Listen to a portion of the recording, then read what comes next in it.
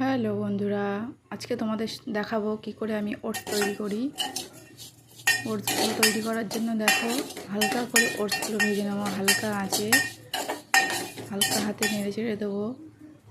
এদিকে আমি খেজুর নিয়েছি, 3টি খেজুর দিয়ে দেবো।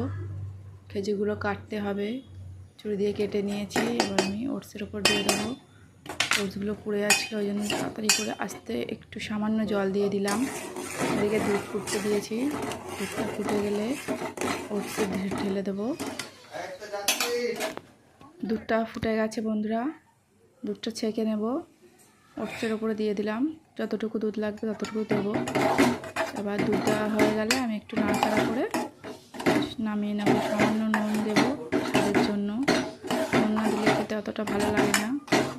অল্প সামান্য একদম নুন দেবো। এই দেখো, অল্প নুন দিয়ে দিলাম। এবার আমি নাড়াচাড়া করে নামিয়ে নেব।